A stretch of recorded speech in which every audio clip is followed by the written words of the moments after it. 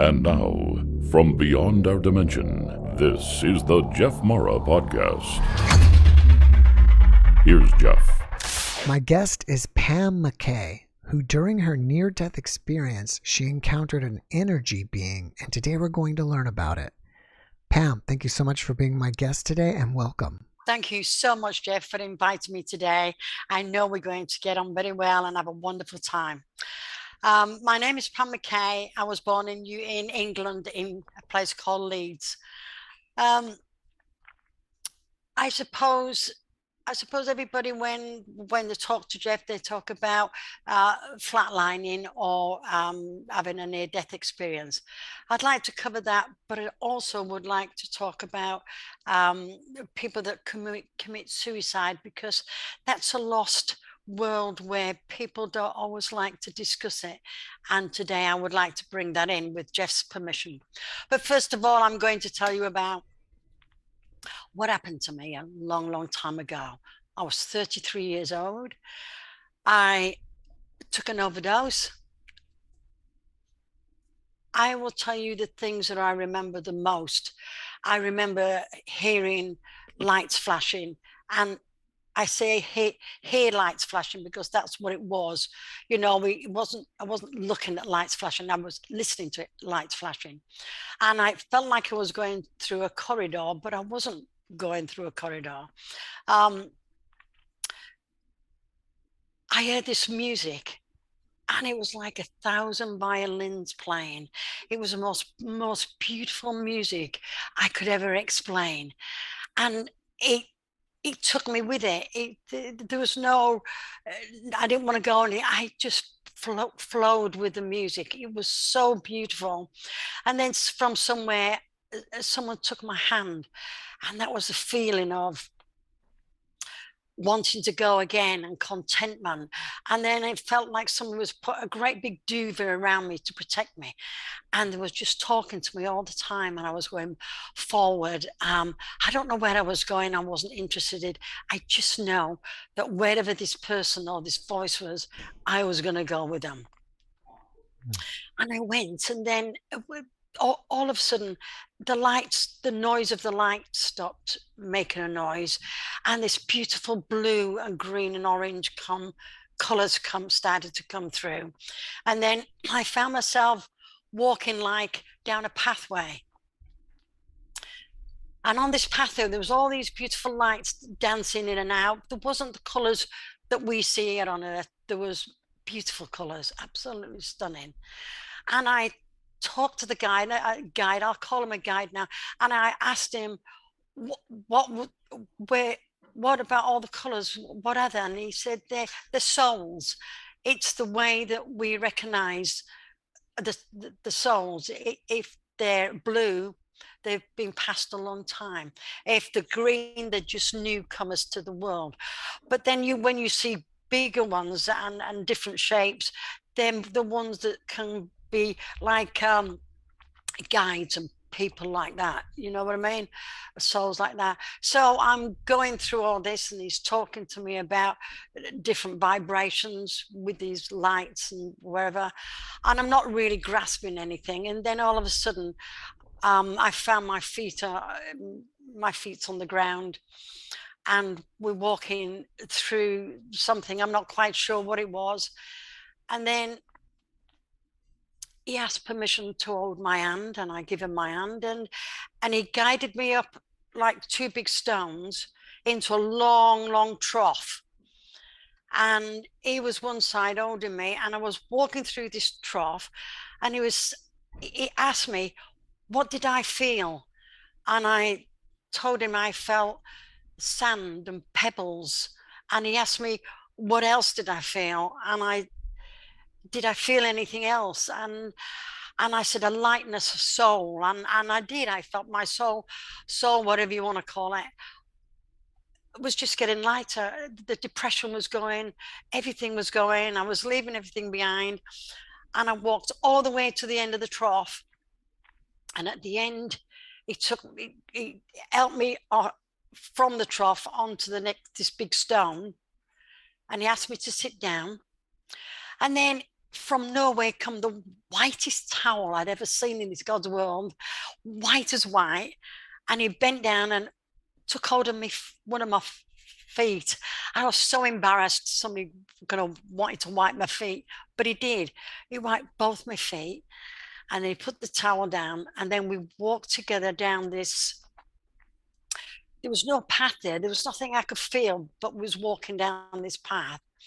And he turned me around and he said, "This now," Pamela said, "this is for you and you alone. Now you must go forward." And he let go of my hand and I started to go forward. And it was like a big screen opened. And all I could see was wind, lights, where the sun was coming through. It was really, really strange. I was trying to focus on everything. Then all of a sudden, the wind gathered into one place, and I saw a form of a massive, great big armchair. And I'm thinking, wow. And I could see the arms of the armchair and I could see the back. And then all of a sudden I looked deeper and I was being told all the time, "Relax, Pamela, relax." And then the wind came and made, I saw a huge face, chubby face, and all the hair was just blowing, but it wasn't air. It was all made of wind. And then the face took shape, and then the body took shape, and it was huge. And it turned, this man was sitting in this chair, but he was really deep voiced, and he told me to come closer. But everything was just still the shape of wind. You wasn't a painting or anything. And I went closer and he whispered something in my ear. And then he put his hand on my shoulder and he said, "Don't be afraid. Don't be afraid. We will guide you through." And when he took his hand off, everything started to turn back to the wind again. So all the framework of his face and his hair just vanished. And I was left with emptiness. There's nothing there. And I turned round, and when I turned around, whatever it was, I left behind, and I walked back to the person that was waiting, the soul was waiting. And he said, "You have been blessed." At that time, I didn't think anything of it, and I didn't tell anybody about the beautiful meeting that I had. And I was promised that my life would change and that I would never regret going back. And from that day on, I was actually, through that near-death experience, they put me into what we used to call an asylum. Not because I was crazy, but not because they wanted to find out things that had happened to me while I was on the table. And I could explain, when the doctor came and I explained about the young girl, what he said to her and how she dropped this kidney-shaped bowl on the floor and how it seemed to make such a noise, it vibrated through me. And he said, "You couldn't have been, you was classed as dead at 3:32. You couldn't have heard that." So what they did, they put me in a position where in them days they had a lot of control over things, and they put me in the sanatorium. In the beginning, you took some pills and overdosed, and then did you go unconscious for a while and then wake up in this other place? Or did you immediately? Can you just kind of tell me a little more specific? After you took the pills, what happened next? I just went like what you call a flatliner. I just went. I could hear nothing, see nothing. It was a sleep, but it was a deep sleep. It was I suppose you could, to be simple, you could say I went to sleep and didn't wake up. Because that I took so many tablets you wouldn't believe. So yes, I went to sleep, but I also believe that a suicide death is different to somebody. Some people choose to die, or somebody die. So there's two different deaths there. Right. And I believe that we all have different types of near-death experience, but I do believe that people that's committed suicide or took their own life goes into a different place, and is guided through storms, whatever you want to call it, until they decide that this is what they want to do, or this is what they want to go. I had no intention of coming back to this world. And when this person come and said, Pamela, you must go back, after me feeling all this beautiful energy, telling me to go back, I begged with everything I had in my heart, please don't send me back. But they promised me that my life would change and things would happen to me where that I could look back one day on life and thank them for giving me the extra time. Who do you think that person was? She was the angel of life. She told me that was what she called herself. And I said, you know, when I was talking to her, she said, I am the angel of life.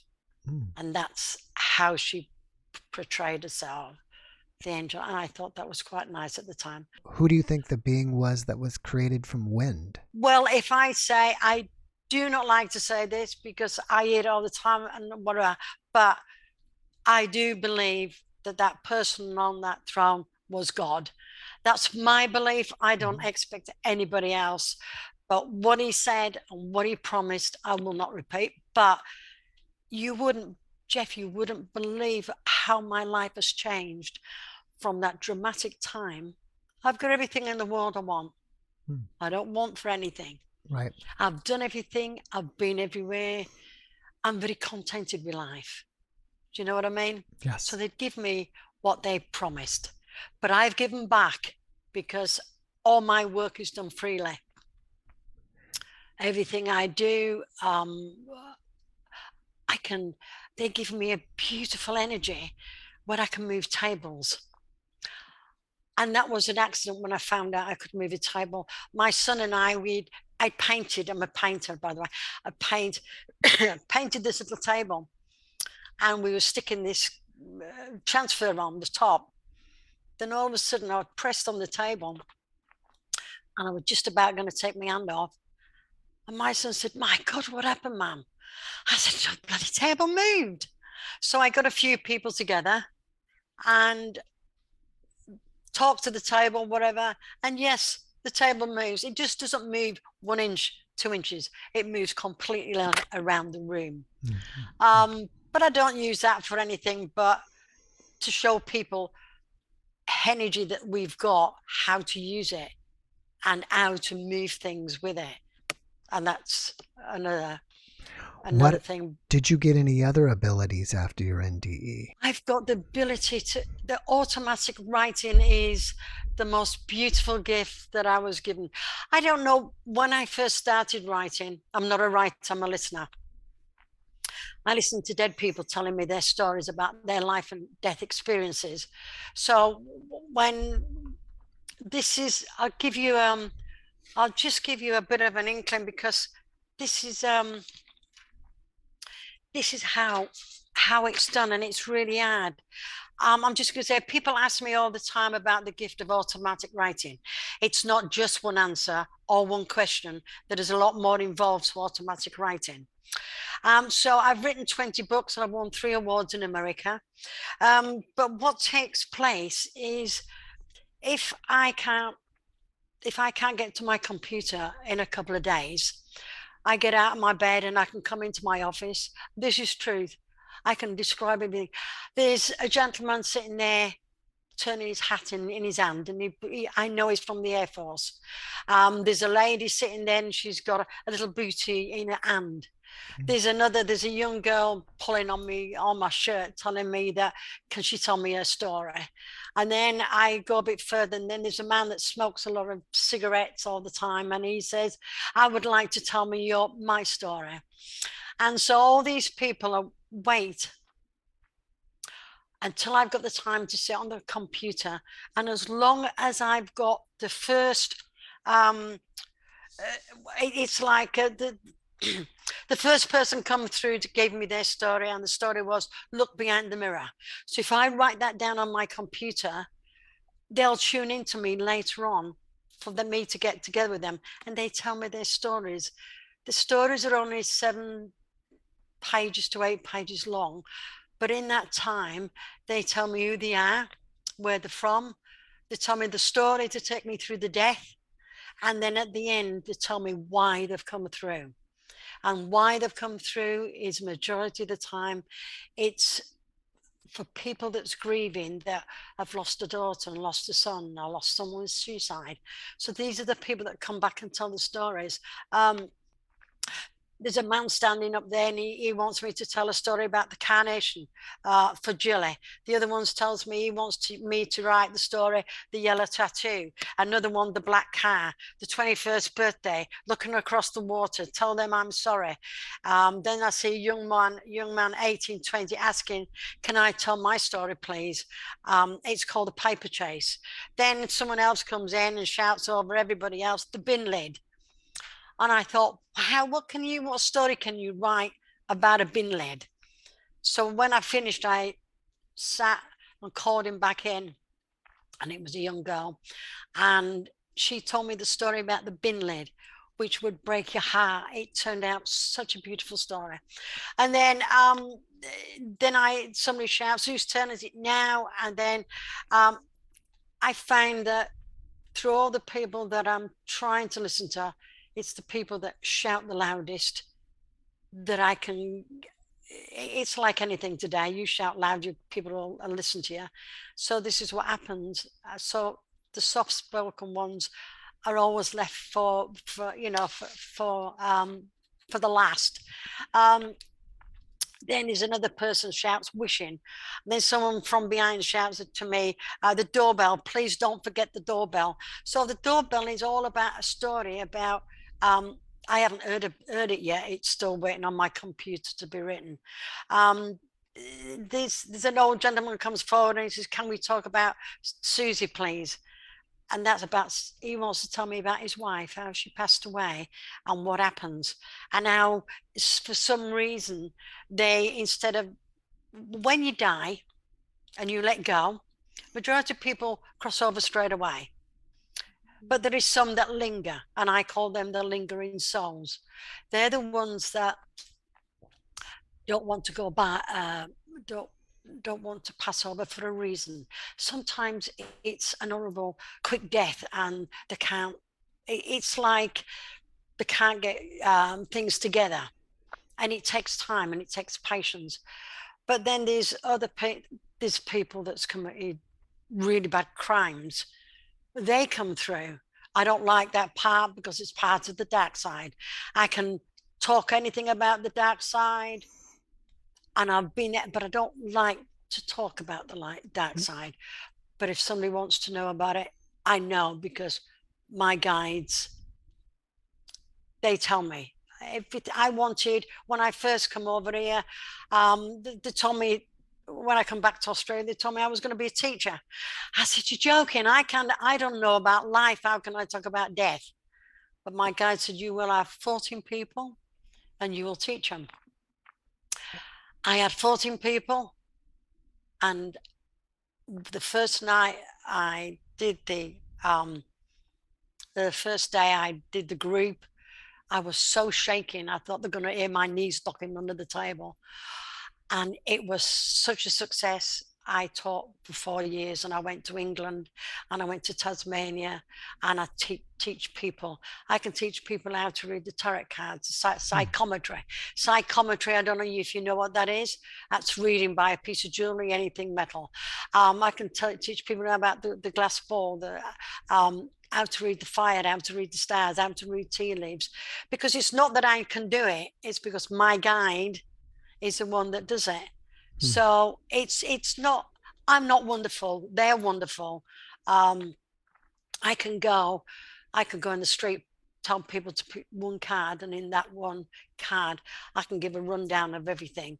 I've been on television where a chap said, look, I need someone to fill in for 10 minutes, can you help me out? And I did a show for 10 minutes, and I did so many people reading. It's fast, it's an energy reading, and that's what I like to do. I like to work, because if you work fast, you haven't got time to think. And people ask me all the time, how do I know my loved ones are saying what I think they're saying, or is it me? And my guide said, the first, if you ask a question, the first thought that comes into your mind is from the other side. The second thought is yours, because you've got time to think about it. So everything I've asked, they've told me. But I just would like to just read this, because the words into it is absolutely beautiful. The spirits, the souls, however you want to classify them, the ones that contact you, are those the ones that are lingering, or the ones that have fully passed over, or both? The ones that come in are the ones that are lingering, but they have passed over. But I suppose it's the only, you see, we listen, when I'm talking, I talk about what's happening to me. Very few people know how it feels to be on the other side. Like I was doing a reading for a lady the other day, and I said, yeah, she said, I can't feel him, I can't see him anymore. But I said, he's there, he's telling me he sits on the end of your bed, and he said, especially last night, you felt the bed go down. And she said, I did. And I said, he's telling me that there's a photograph on the bedside, and there's two people in it, but it's not him. It's not him. It's you and the son. So, and then they come in and say, do you know how hard it is when I can hear my wife crying, and I put my arms around her? She can't feel me anymore. She can't hear me anymore, but I'm there with her. And that's the frustrating part of the spirits that's passed over. They are with you, people that's lost loved ones. They're there daily, but because we don't feel it, we don't believe it. But my guy tells me, every person that phones me up and says, I've lost a loved one, they always give me a different, like I had an old gentleman that said he's not coping with losing his wife. He doesn't feel close anymore. And his wife come through, and she said, tell him to go in my top drawer. There's a black velvet little bag there.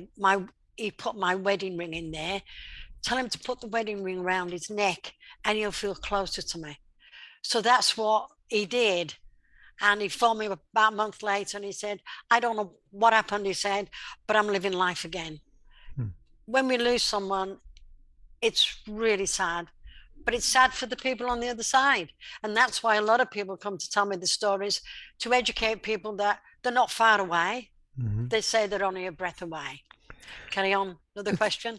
Are they still contacting you today? Every day of my life, they're with me. Every day. These are all the stories I've got to sit down. This was my first book, Sleep Never Comes, for those that didn't reach the other side. Never. I won an award with this book. But in this book here, you will find, these are the stories. The Coal Miner's Son, that is Yorkshire one, that is a beautiful one. It's all about coal miner. Who Will Tell My Wife, that's in a gentleman in the army. The sergeant and his men, To Whom It May Concern. The Whisperer, Nowhere to Run, Till We Meet Again. The Window, My Baby Doesn't Cry. Left But Not Forgotten. The Crossing, An Empty Chair, Where Is He Now? Please Answer Me. The Post Box, The Waiting by the Graveside. I've got in one book, I don't know whether you can save me reading them all out. Yeah, you got a lot. They're full of their stories. And as I said, their stories, if you go from the Yellow Ribbon, is 57, you'll go to the Slave, which is 62 and 63. So some of them are very short. Can Butterflies Cry? This book here cost me $1,800 to do the cover. My guy taught me how to do my own covers. With a blank piece of paper, I now design my own covers, and that's another one of my books. This is a beautiful book. It's a lifetime of memories, and the story tells you, I have waited a long time and there's nothing more to lose. All I have left is our memories. The brooch that you gave me on our first wedding anniversary, and the postcard reminds me of the only day we spent apart. The wedding spray I wore on our wedding day, and the hat. Do you remember the hat, my darling? So it's all about one story, but in there again, this is my spell check blog. There's more stories in there. Do these spirits come and contact you even when you don't want to have, communication with them, or do you turn it on and off? No, I never close my door. It's like my husband and I, we was watching the television, and my husband said, that is the most beautiful love story I've ever seen. And I went to bed, and I always sleep with my hand out the bed. That tells them that I'm there for them. And then I feel this young boy, and he's tugging on my arm, and he said, can I tell you my love story? And then you tell me if my love story is not the greatest love story you've ever heard. My husband said, are you getting up? I said, yeah, I won't be a minute. So I get up, I go to the computer, and I write his story down word for word. And then when he's finished, he stands there by the computer, and he said, now, was that the most beautiful story you've ever heard? And I said, it was absolutely beautiful. So they don't only come and tell me, they tell me beautiful stories, love stories where they're waiting to meet their loved one that they lost years ago.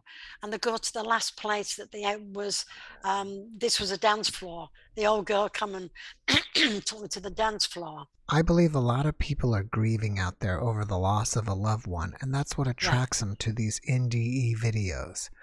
What kind of advice would you give somebody who is grieving over a loss of a loved one? We're all individuals. Some hide it more than others, and some are forward.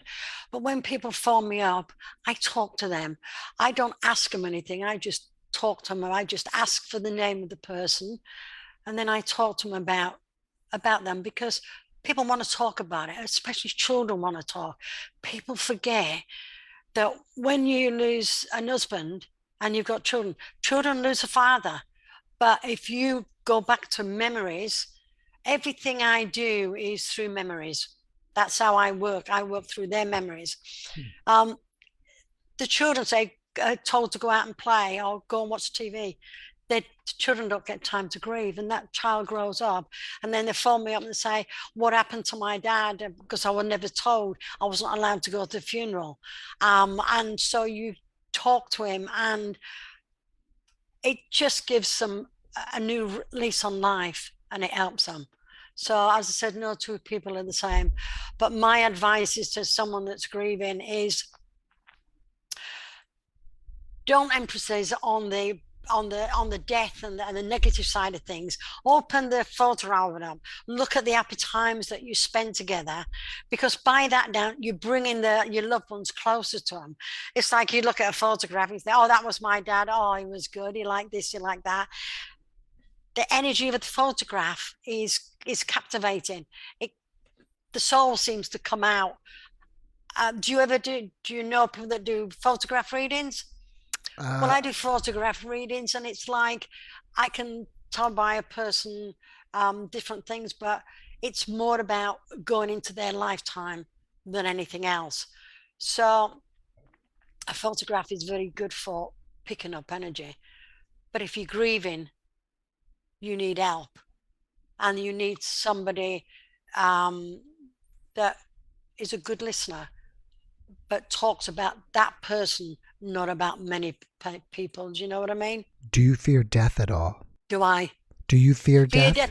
Not in the least. Not in the least. When I get this energy, when you talk about death and you'll see me change, it's like a vump. I'm like plugged into a battery charger most of the day. I'm up at 4:30. I don't go to bed till 9:30, 10 o'clock. There's nothing I can't do. I can build a house from bottom to top. You know, this is the gift I've been given up. But it's not only that, it's second sense, second sight, feelings. I could go on about my work every day. Predictions was one of my beautiful experience I had years ago when I was going to talk about cloaces. Did you want to ask another question? I stopped you earlier because I wanted to ask you questions, but if you're ready, you can read to us what you were planning on reading. Okay. I'm just so you know that it's not me talking. It's from the biblical world, and he says, my world is a wonderful world. It's an enchanting world which knows no boundaries. It is life and death and circumstances beyond our control. Death is a rebirth of souls. It is a place beyond comprehension, and it is a place of peace and understanding. It is a time frame within the time frame of 1 second or 1 moment of life that carries memories of life that we have lived time and time before. I have listened, this is my part now, I have listened to hundreds of their stories. I see them, hear them, and feel them. I live with them in their memories, and they take me through the experience of their life and death journey. And when they're on a battlefield, I'm with them. When they're writing the last letter to their loved ones, I'm with them. I'm with them until they actually stop breathing and they go. And when I ask my guide, when we live, they give me, I lost a child years ago, and a friend come and phoned me up, and she said, I've lost my baby, but it was stillborn. And through that questionnaire, I get memories come through, and this person come and told me about how reincarnation happens, but in such a beautiful way. They actually took me through a baby that has not been born yet, and the baby then takes over and tells you the story, what the baby can feel inside the mother's womb. It hears and sees, but not like we do. The see and feel by vibration. And this child takes me through. I can send you the story on because it's unbelievable. It's just beautiful. It's a tearjerker, but it's a good explanation of what happens. And all the time I've always thought that when you are born, it's your first breath that counts, but it isn't. My guides say it's the first memory, because that is the only thing that we take with us when we go, is our memories. And we live with their memories until that, as he says, memories are no more. And I ask him what he means by memories no more. It's like you yourself, you've lived on this world, and you've got your mum and your dad and your brothers and sisters and aunts, and then you've got the next generation. When you die, until your memories are lost on this earth plane where nobody else remembers you, then you have no memories no more on the earth plane. Maybe somebody on the earth plane has a photograph of you, maybe they've got something that belonged to you, but the memories that they add with you is no more. And that allows you to pass on and go to the next step in your life. And then people say, do we go higher? Do we go to a different form? Do we do this? No, we don't. I'll tell you the next time we have a chat, I'll tell you what really happens, word for word, from Cloasis, which he predicted thousands of birds would fall from the sky. And this is a long time ago. All right, so what about famous people, or even, like, for example, this YouTube video? This video may be up here for 1,000 years. Does that mean we can't leave until this video disappears? I'm sorry, I didn't catch that at all. You were saying that people don't leave until, the memories of them have left, right? And I was saying, what about famous people, or even like you and I? We're going to have this video together, and maybe it'll be here for 1,000 years. So maybe we'll never be able to leave. Yes, I agree. but we're not in people's memories. We read it through a book. Like me, I love to read about history. I like to read about Roman times, but I watch it. But that's memories that are just like the memories, but they're not of the time and place at the time. Do you know what I mean? Yeah. So there's a gap between it's different from you holding your daughter and hugging her, and that's a close memory. Then you go into 20 years later and you see somebody in the street and you hug. It's a different memory. Do you know what I mean? It's like a time lapse memory. So it's when I say that when you die and the memories that people have of you, they will still have them close by. But when you're gone, it's like I can remember my mother, my grandmother, my great grandmother, but my great grandma, I've got no memories of. But I can see photographs of her. I can see camera snaps at her. I can read what she used to write. She's a beautiful writer. So I've got those memories of her, but they're not my memories. Right. Do you understand? Yeah, that makes sense. They're in between memories. When you're on the other side, do you see family members? Do you see friends? Have you had any, do you know any information about that? When I was young, I stuttered so bad I couldn't talk. So what happened is people shunned me because don't talk to her, she's a stuttering Annie. You used to call me stuttering Annie. So you lose confidence in yourself and you step back. And that was, wait a minute, somebody's trying to come through. Now I'm not gonna, hang on. I'm sorry about this. I've just got to clear my mind for a minute. What was the question you asked? I was saying, when you're on the other side, do you see friends, family? Yeah. So sometimes I get somebody come in and they'll push through and I can't get my words out or my memories that I want to talk about. So yes, my mother was the most cleverest medium that I've ever seen in my life. I never wanted to be connected to mediumship because it was forced on me, and kids used to make fun of me because they wouldn't play with me because my mother talked to the dead. How cruel kids be. But I remember my mum sitting at a table, and I remember no matter whether it was Chinese, foreigners or whatever, they'd come to my mother and they'd sit down and my mum would say, just close your eyes and rest your eyes for a moment. And she used to make me sit at the end of the table. Oh, I used to hate it. And then she'd stand up and she'd put her hands in her sleeves and she'd bow and she'd bow and she'd bow. And then she talked to this person fluently, whether it was Chinese, whether it was Czechoslovakian, whether it was, the words just flow out. And that person would answer and they'd talk back. And it was just something unbelievable. And it went on for years, but it was only the last part of things that was going on in my life that I really started taking notice and thinking, how does my mum know this bloke? And how does he know that his wife's okay and she's being put into a camp and she'll find her in this place and that way? And so I started questioning things. But my grandmother could read the fire, the stars, and every Sunday I'd get invited down and we'd have what we call new cake. And my grandmother used to say, poke the fire, Pamela, poke the fire. And I used to sit there poking the bloody fire. What can you see? Nothing. And she'd say, poke the fire, Pamela. And I used to poke the fire. And then this one day, I was poking the fire and I said, Grandma, I said, there's a man just hit his head and fallen under the table. And she said, what man? I said, he's got funny colour hair, his hair's white. And I said, he's got his glasses and his glasses are broke. Where is he? I said, he's fallen under the table.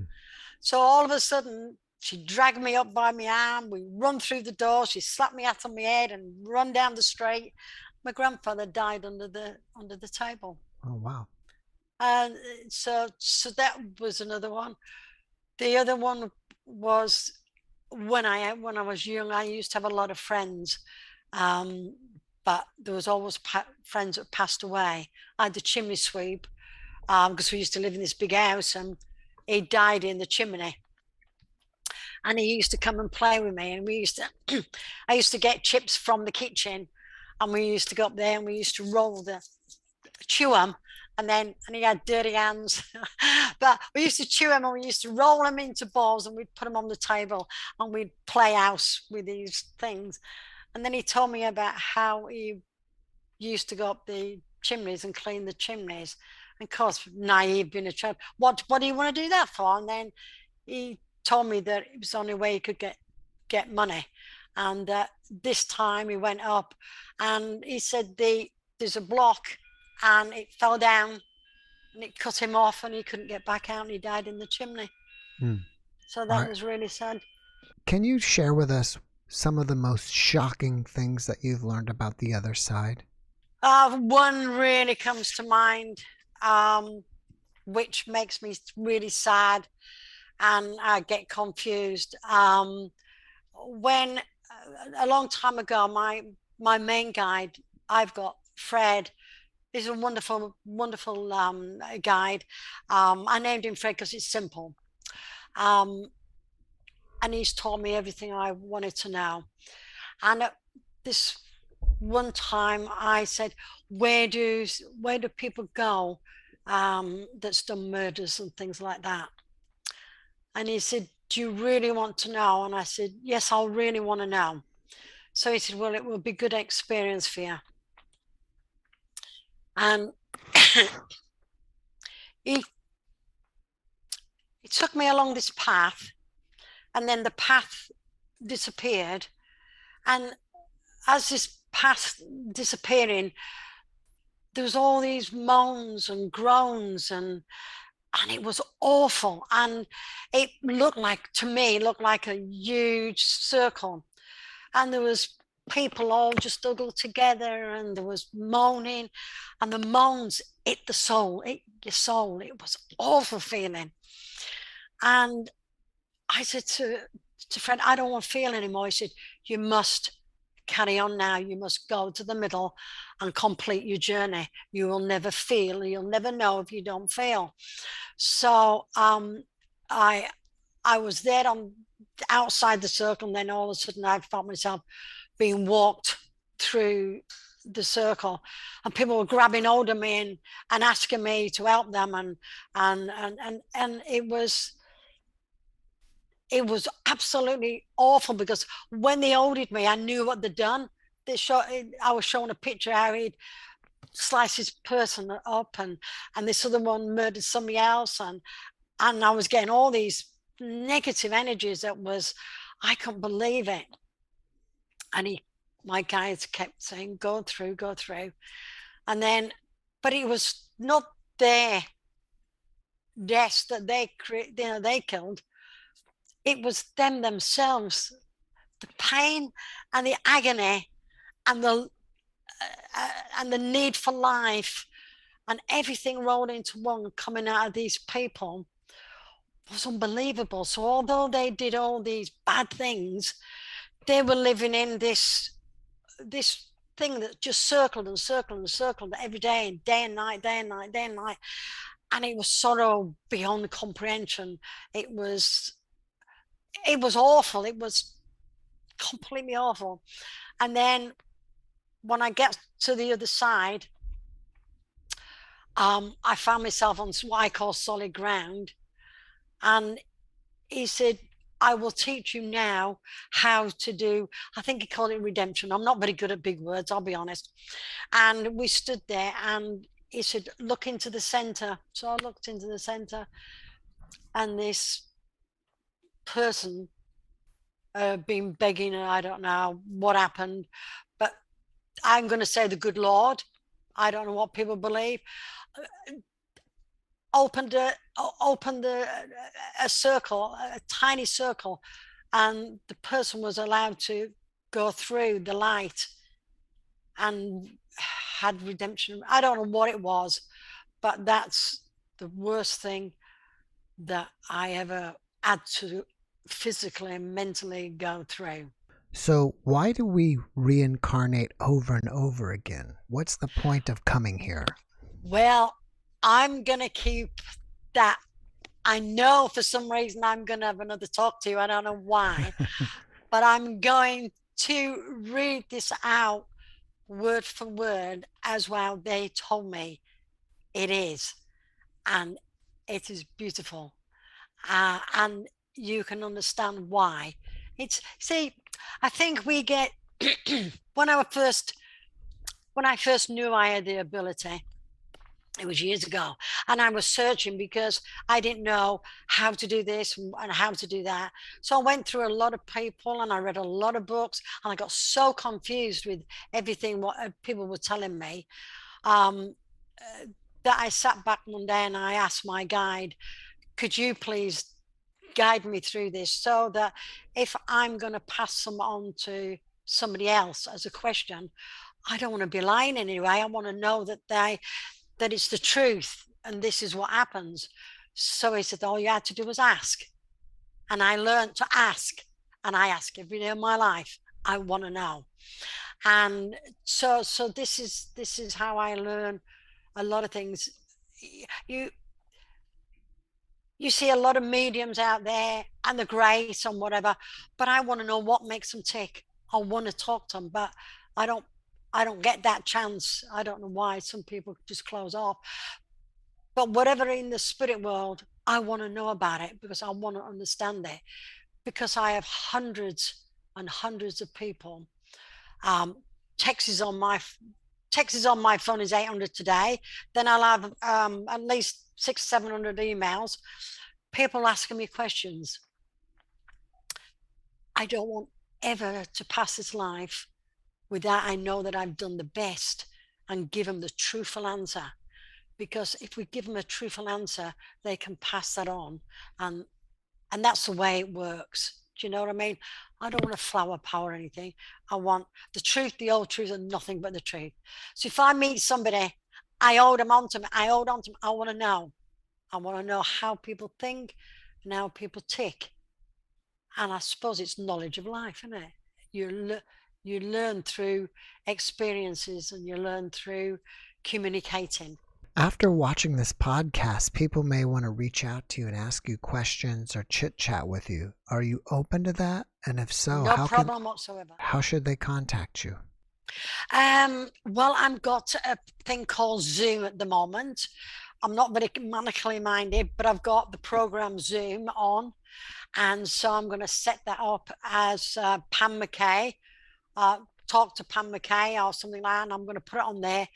But you can contact me from www.lifeafterdeath.com.au. That is my website. Mm-hmm.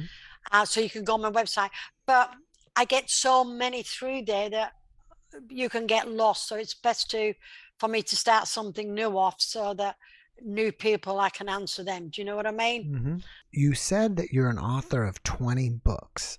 Are they all on Amazon, or do they need to go to your website? No, I will be honest with you. All these books I did myself. I'm a self author. I do everything myself. And then I put my books on Amazon, and I found that there was a lot of things not right with Amazon. So it's not about selling my books. It's not about getting my books out there. It's about getting their stories out there. That's the point of the books. I'm not there to make money on the books. I'm there because every story that comes on Facebook and or Quora, people ask me, I can send them a story instead of me telling them, because the story's true and I'm not. So yes, as I said, Zoom, I'm trying to figure out to start a Zoom up so people can ask me a question about life and death. They can phone me if they're in Australia, or they can FaceTime me if they've lost a loved one. So there's no problem there. I do that. There's no charges for anything I do. I keep it free. So that's no problem. What about on Facebook? Can they contact you there? Yes, they can they can face me on Facebook. So there's no problem there. I've got Pam McCay, and I've also got Life After Death. on Facebook. So it's or you can catch me on, they can email me on Pam McKay at hotmail.com. So it's Pam McKay, MCCAGH, on hotmail.com. And that way the letters will come direct. So there's 3 or 4 different ways to call. I would like to have something where, like me and you, I can talk to a crowd of people, because for me to answer, I answer letters from India, from all over the world, but I can only answer 1 letter at a time. And I'm not a very good writer, so I dictate things through the machine, but I make hundreds of mistakes. So it takes me so long. But if I had a group of people and they ask me a question, I can give them it and it's finished. Do you know what I mean? Yeah. You may want to, do you know what Discord is? You ever heard of Discord? No. Discord is a platform that you can type to each other, you can chat to each other, audio, you can video chat and everything. It's totally free.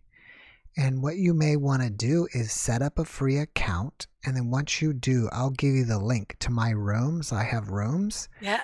You can chit chat with people there. And I set it up recently where if people want to practice their services or whatever, I just say, please do it all free. Since you said you do stuff for free, you can have a whole group of people with you there in Discord. That's what I need. I don't mind answering any question.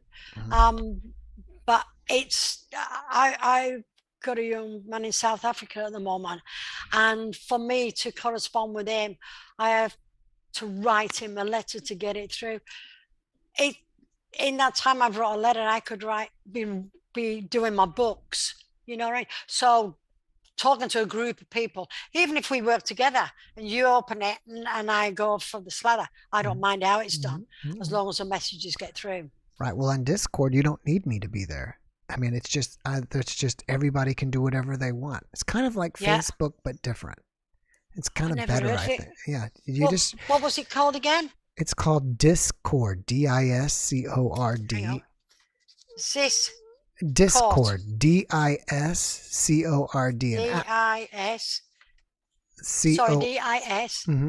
CORD. Once we're finished later, I will send you the link to my rooms.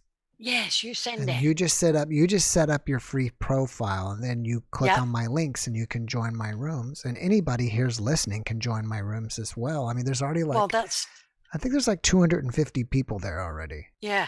Well, that's great. I mean, it's something that that you can talk to a group, and I really would like that. So and you talk every once a week, or you can do whatever you want. You can just leave a message and say, hey everybody, I'm going to be here Monday, Wednesday, and Friday from 9 to 10, or once a week on Mondays from 7 to 9, or whatever you want to do. It's between you and the people there. It's like, I don't manage it. I just kind of set it up, and it's like a nice tool for people who are interested in my podcast and these subjects, where they can meet other people and friends and communicate with each other. I find it very easy to talk to you.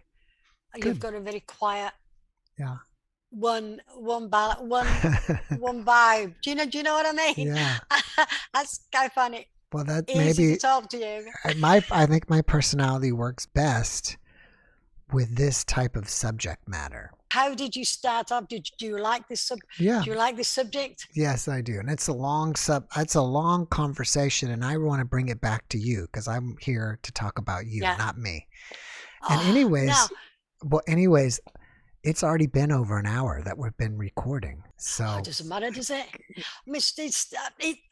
If you're learning something, it doesn't matter, does it? I mean, I wish that I had somebody to teach me, when I really needed somebody years ago.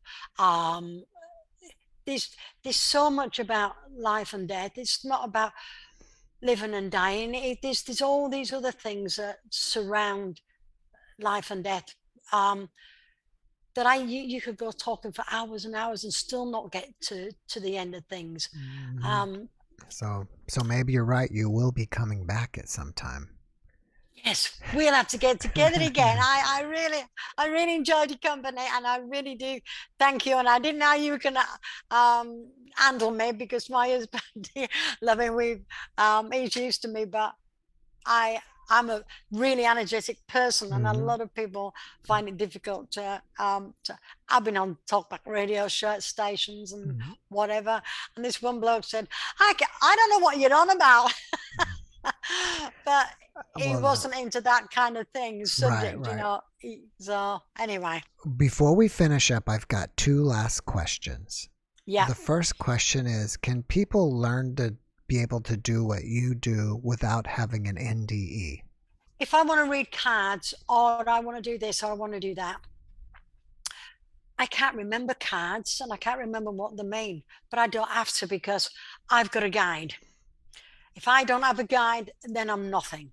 So if you want to, or somebody wants to learn, they've got to want to learn, because you've got to have a lot of time.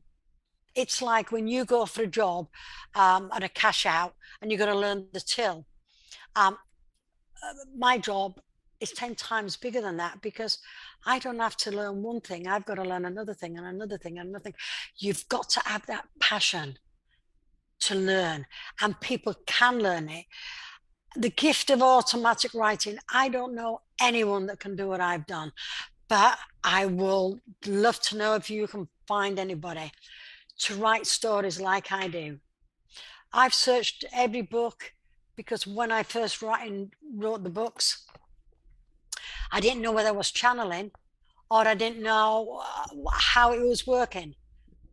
But the fact is, I tune out, bring people in, and I listen through memories. That's how I work, just through memories. And as I said, anybody can, if you're dedicated enough. Meditation is the key, because if you don't let your mind wander and you don't open the door, then nothing's going to come in. I've got a son that is following me now. It's generation after generation with me. And it's took him 4 years to learn how to open the door. And it's just happened. Now, when that door opens, you get everything, every teacher up there that you want to know about and to teach you. Do you know what I mean? But you've got to want it. Have you got any abilities? What do you? Not that I know. My only ability is being able to be relaxed, so people like you can open up to me. You've got, as I said, you've got a lovely flow with you, and you've got what I call a straight flow, which doesn't waver, which is brilliant for what, our kind of work that we do. And if ever you wanted to, if you ever lay back, do you know how to meditate? Yeah, I try to meditate as much as possible. For a while I was doing it every day. Lately I've just kind of had a weird schedule, so maybe once a week, but I really would like to do it more. I meditate every day, and I find the easiest way to meditate is I lay there, all my hands out, and I virtually say, I'm yours. That's what I give up. I'm yours. And then I clear myself first from my head to my feet. And by clearing it, I see my brain, I see behind my eyes, I see everything, and I clear it. I'm also healing myself that way. And I wash everything through my feet, whatever. But it's the breathing and the letting go. If you can let go, I have been to some magnificent place. I've got a guy called Abula, and he gave me a piggyback years ago to this old witch in this thing. So if you let your mind go, it's the only thing that the spirit world can connect to is your mind. And if you can open that door and let it go, I'm 100% sure you're there. But sometimes it's confidence with you. Do you know what I mean? So if you say, I can do this, but you'd have to say, I can do it, I can do it, I can do it, because you've got to believe that you can do it. Is there anything, I keep getting with you photographs. So I believe if you start off with the photograph, rub the photograph 3 or 4 times on the front, then turn the photograph over, and just put your 3 fingers on there and feel what comes through the photograph. And that's a beautiful way of picking up energy. Another way you feel, I'm sure you'll be able to do this as well. You get a big scrapbook and you get a piece of charcoal about that big, and you put it through your 3 fingers, and you just go with the charcoal on the paper, and then just let your mind wander, and you'll find it'll go circles, or it'll go straight down, or it'll do all these kind of things. Then when you're finished, lift the page up and you think, my God, that's a face in there. Or you turn it round and there's a message. And that is simple. That is simple. So charcoal, piece of pen, just let your charcoal go bloody crackers. You and your missus do it. It's fun, it's energetic, and you help open the door. Everything that you can use helps you get a bit closer. It's like anything today. The more knowledge we got, the better we get. Crystal ball, it's very difficult to read the crystal ball. I do it, but I don't like doing it. But I'll tell you what, I could teach you about a pendulum that talks to you. I could teach you about a crystal that you take out in the garden and you hang it over the flower, and the flower will say, no, I don't want to communicate with you, but the next flower will. This is all what I've been taught, so I can teach. I have taught people to do that, but people don't stick to things long enough to get that extra knowledge. Right. All right, Pam. Well, before I finish up, can you leave us with one last positive message? I think what you've got to do is just to love everyone. I love everybody. I love to hold people. I go anywhere and I'll hug somebody, and they think, crazy bloody woman. But by hugging people, you're giving yourself to a person. So love everyone. Well, thank you for that message, and thank you again for being my guest. Okay, I hope we'll talk again soon. Okay. All right. Thank you very much for having me. It was a pleasure, and I've entirely, utterly enjoyed your company. Likewise. Thank you very much. All right. Okay. Take care. Thanks for watching the JeffMara podcast. I really appreciate you. Another way to show support is through YouTube memberships. And if you do, there are loyalty badges and other perks depending on your level of membership. All you need to do is click the join button underneath the video to find out more. Thank you for your support.